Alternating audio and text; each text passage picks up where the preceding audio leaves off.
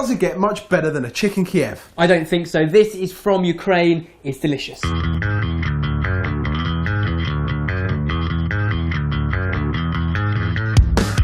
This reminds me of so many amazing family dinners. This was one of the only sort of ready meals we had as kids, was frozen Kievs that you just put bung in the oven. One problem. Butter always seems to separate from the chicken. It does that. It melts when it cooks. So we're going to try our very, very best to keep the butter inside the chicken. So first off, we're going to make the butter, which is an entire bowl of garlic. So if you can just crush that and separate it into its individual cloves. The reason being, we're going to roast them off, so it becomes much, much sweeter. How are you doing there? Whoop, okay, I'll get it. Don't worry. Oh, sorry.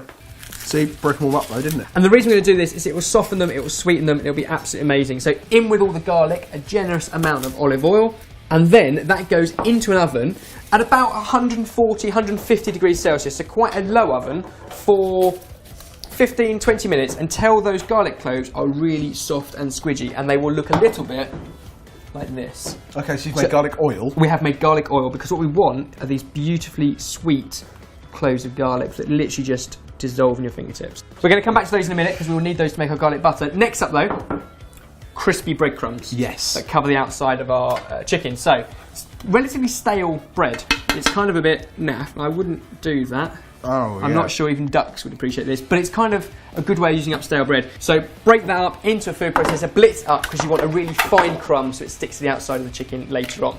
So what we will need when we've got our breadcrumbs is the other two parts of the pané process. Flour and eggs. Flour and eggs. So we've got a big bowl of plain flour. Nothing needs to happen to that other than a bit of salt and pepper. And then we've got 3 eggs, which I'm just going to crack into another bowl and whisk up so we've got beaten eggs. Really, really simple. All good? Yeah. And now what we're going to do is transfer it back into the same dish, but if you just do it through a sieve, it will get rid of any large pieces, because we want a really fine dust of breadcrumb. Yep. Now we could just leave it as plain breadcrumbs, but where's the fun in that? We're going to add an extra flavour to it in the form of lemon zest and a couple of tablespoons of paprika. Oh, amazing. Because this is my thinking on like cooking food from scratch.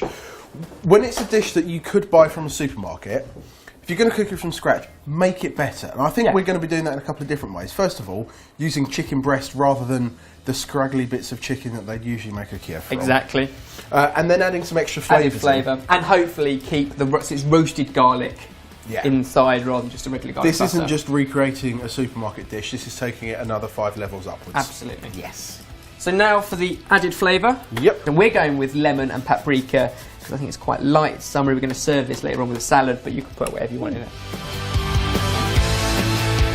So now we've got rid of the breadcrumbs, we can go in with softened butter. So put the blade back in.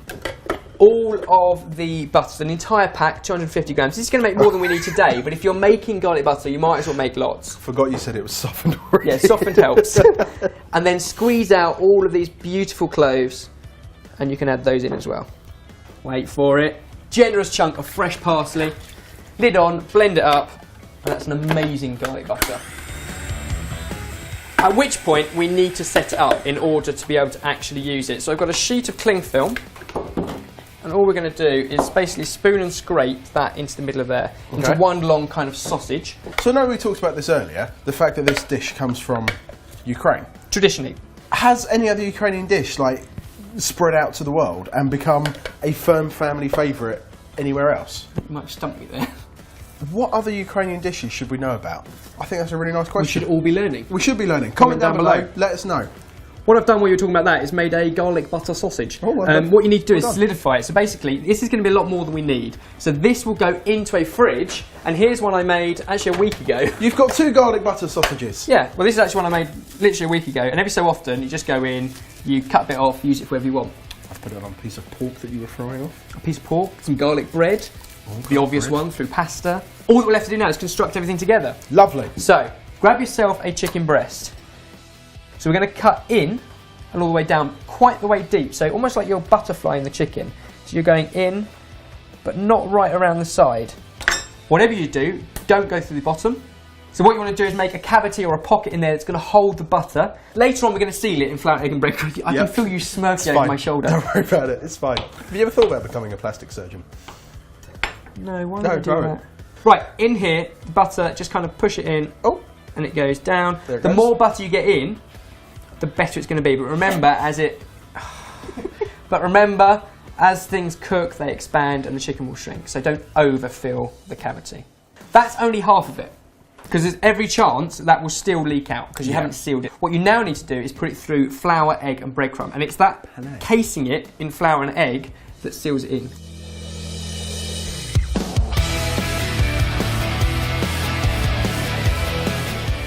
That might be okay, but I'm not taking any chances. No. So at this point, make sure it's pushed down where that pocket was, and we go again into egg, and then back into there, and you can see the beautiful colour.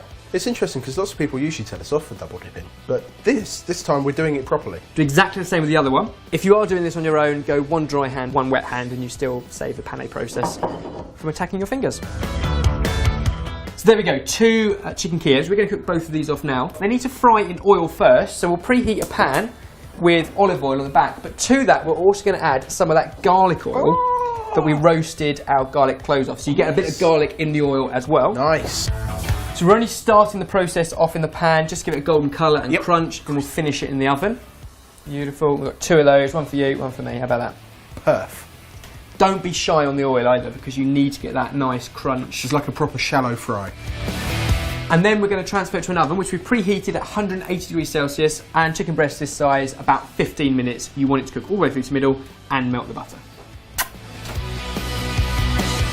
And there we go, both of our Kievs, Holy they smell jingles. Incredible. They're sitting in a little puddle of butter, which suggests that this one here might have oozed a little bit. You can just see it oozing out. If we take this and just cut it, crispy breadcrumb, and cut it into a few pieces. Oh, there it goes. It's all still in there. There it goes. Now remember to comment down below and let us know what other Ukrainian food should we be eating. Absolutely, because this I think is one of my favourite, one of the national dishes. It's our version of a chicken Kiev. Sorted. Sorted. Sorted. Sorted. Simple side salad of rocket, but equally good with steamed veg. Tell me what you think of that. No. Mashed potato. That is so good. That is lovely. The lemon's quite subtle actually, but it is there. Just a little bit of freshness. But you get the paprika as well. Well, that's good. That's a good Kiev. That is really good. Whatever you do, don't forget to like and subscribe. I have. Good. What, forgotten? Well.